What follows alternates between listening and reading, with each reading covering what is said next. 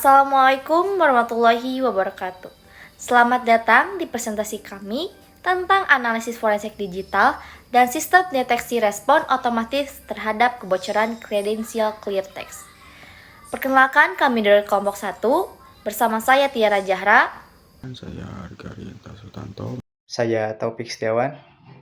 Penelitian ini mengangkat masalah kebocoran kredensial akibat penggunaan HTTP tanpa enkripsi dengan studi kasus pada situs demo0webappsecurity.com.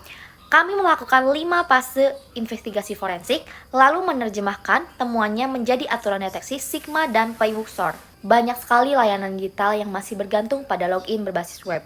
Sementara HTTP mengirim data secara clear text yang mudah disadap. Resiko ini semakin besar saat pengguna mengakses lewat WiFi publik yang minim proteksi. Ada 4 rumusan. Yang pertama, bagaimana kebocoran kredensial pada trafik HTTP tidak terenkripsi dan dapat diidentifikasi dibuktikan secara forensik. Yang kedua, bagaimana dampak insiden dinilai secara sistematik pada aspek confidentiality, integrity, dan availability. Yang ketiga, bagaimana merancang aturan deteksi dan playbook respon otomatis yang cepat dan konsisten. Yang keempat, sejauh mana efektivitas otomatis dibandingkan penanganan manual ditinjau dari metrik MTTD dan MTTR. Adapun tujuan penelitiannya, yang pertama membuktikan secara empiris resiko kebocoran kredensial via simulasi packet capture. Yang kedua, melakukan analisis bukti digital dan penilaian dampak berbasis kerangka forensik baku. Yang ketiga, merancang strategi eradication, recovery, beserta Sigma Rule dan Playbook SOAR. Yang keempat, mengukur dan membandingkan efektivitas waktu tanggap sebelum sesudah otomasi pada lingkungan simulasi. Penelitian ini menggunakan 5 fase metodologi. Yang pertama, simulasi insiden. Yang kedua, akuisisi bukti digital. Yang ketiga, rekonstruksi dan analisis dampak. Yang keempat, perancangan strategi mitigasi. Dan yang kelima, validasi lewat test bed. Pada penelitian ini kami menggunakan 4 komponen. Yang pertama, menggunakan Warshak untuk menganalisis lalu lintas jaringan. Yang kedua, menggunakan CMD Windows dengan Certutil untuk menghitung hashnya. Kemudian yang ketiga, menggunakan Sigma Rule untuk membuat aturan deteksi ancaman. Dan yang terakhir, kita menggunakan SOAR Playbooks yang digunakan untuk mengotomatisasi respon ketika ancaman berhasil dideteksi. Bukti digital diambil melalui Warshak dan difokuskan pada trafik yang relevan. Nilai hash MD5 dan SH256 yang sama membuktikan bahwa bukti tidak mengalami perubahan. Analisis menemukan username dan password dikirim melalui HTTP dalam bentuk plain text. Selain itu, ditemukan alamat IP, endpoint login, dan session ID yang dijadikan indikator of compromise untuk aturan deteksi.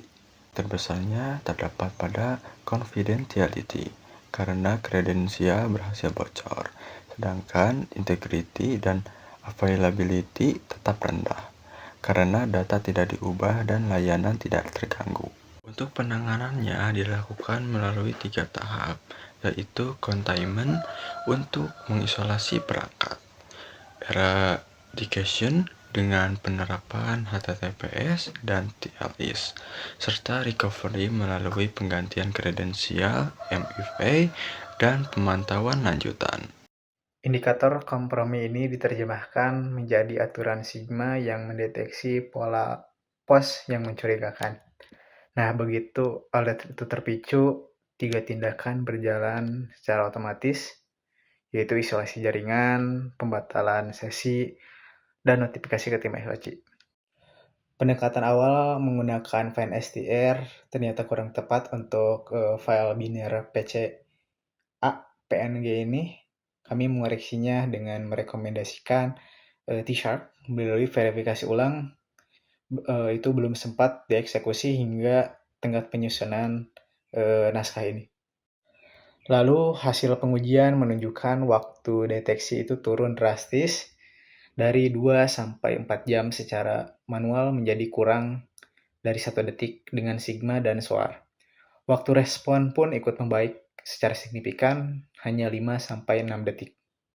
Lalu kesimpulannya, kredensial yang dikirim lewat HTTP itu benar-benar bisa terbaca penuh. Nah, sementara HTTPS tetap aman. Kombinasi forensik, digital, dan otomatisasi deteksi respon itu terbukti berpotensi efektif. Meski hasil ini masih terbatas pada satu skenario simulasi. Kami merekomendasikan migrasi atau deteksi dari status eksperimental ke stable. Penerapan wajib HTTPS dan MFA dan pengujian itu dilakukan ulang playbook secara berkala, serta perluasan cakupan deteksi ke pola serangan lain seperti brute force.